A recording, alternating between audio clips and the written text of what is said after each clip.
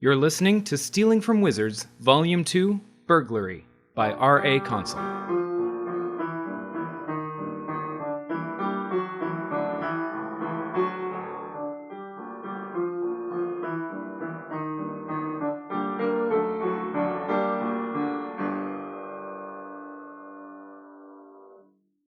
Chapter 10.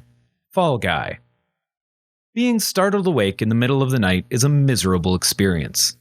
Doing so when cold, wet, and sore from spending hours exposed to the elements on a branch hundreds of feet up a tree is considerably worse.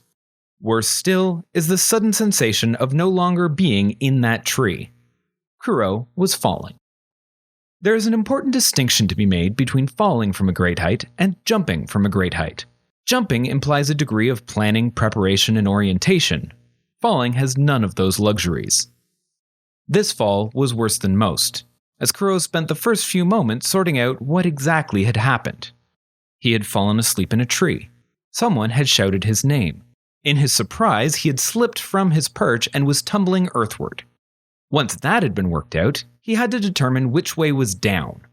The only source of light was growing larger and brighter, which meant that it must be below him.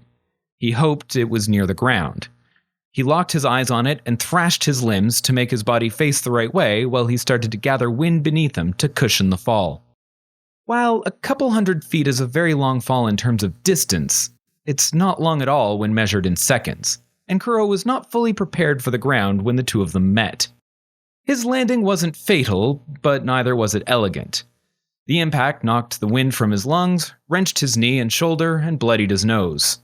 He lay there, face down in the soft dirt, while some familiar voices fretted. "Kuro, are you okay?" Marie demanded. "Give us a thumbs up if you can hear us," said Charlie. "I said he would fall and die," Arthur added.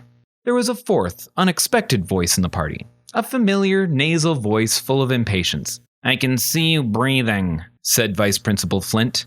"Playing dead won't get you out of trouble." Kuro peeled himself from the ground and looked around as his eyes adjusted to the bright light that Arthur had conjured. His three friends were there. They looked worried for Kuro and ashamed at having led the vice principal to him. The vice principal sent the others back to the lodge and marched Kuro to the school without explanation. His office was a room in conflict with itself. His desk, a massive obelisk of dark wood too large to fit through the door, was meticulously tidy. A few writing implements were neatly arranged at his right, and a single file folder with Kuro's name on it sat at his left. That was where the organization ended. The walls were lined with shelves and drawers overflowing with all manner of oddities. Bits of sporting equipment, daggers, wands, manacles, books that had been chained closed, a pocket watch that was violently trying to escape a cage, a dozen locked lead boxes, a grandfather clock that read 2:10, and a leafy plant that looked to have died several years prior.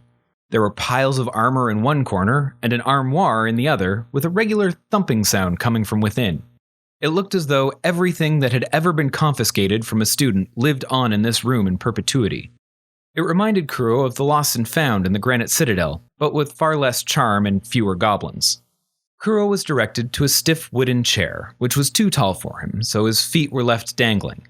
Flint sat at his desk opposite Kuro and took a long pull from a steaming cup of tar-like coffee before asking, "Can you account for your whereabouts tonight, Kuro?" "I was in a tree," Kuro said. "In the spring quarter," he added. "You saw me fall out of it." Mr. Flint looked at Kuro with dead eyes. Clearly, Flint had even less sleep than Kuro that night. He had no patience left for the strangeness or foolishness of children. "Have you anyone who can corroborate your story?" he asked. Charlie, Arthur, and Marie," said Kuro. The answer looked to have caused Flint physical pain. "The three I brought from the other side of the island?" he confirmed. "Yes," said Kuro. "They were supposed to come get me at midnight after the night raven had fledged." Flint almost had the energy to demand that Kuro explain himself in a way that made some kind of sense, but weariness won out. "That is inconvenient," he groaned. "So there's nobody that saw you between sunset and midnight?" There was a longish pause, and Kuro thought that Flint might have fallen asleep. "Am I in trouble?" "There was a burglary this evening," said Flint, "in Wertheim." It was Kuro's turn to groan. "I'm a suspect, aren't I?" Kuro tried to get upset about being accused of a crime he hadn't committed, but like Flint, he was too weary to work up the energy. "At the moment, you are the suspect," Flint said. "Was there a note?" asked Kuro. He couldn't imagine someone forging his notes again, given the events of the previous year. "Bjorn Skurdson accused you of the crime." Kuro blinked vacantly at Flint for a time. "Who?" "Bjorn Skurdson, first son of Skerd Agnars, heir to the Linskalder in Saguenay." Kuro shook his head. He hadn't the faintest idea who that was. "First-year student." Flint tried to evoke some glimmer of recognition out of Kuro. "Really yellow eyes, kind of dark hair for an elf?" When Kuro showed no reaction at all, Flint moved on. "It doesn't really matter. We're going to have to search through your things." Kuro was annoyed that even first years would accuse him of any theft on the island, as though nobody else could possibly want to steal from some important heir. He wondered if his name had been added to the welcome brochures. What was stolen? Flint slurped at his coffee a bit before admitting, "We don't know yet." "How do you know there was a burglary then?" asked Kuro.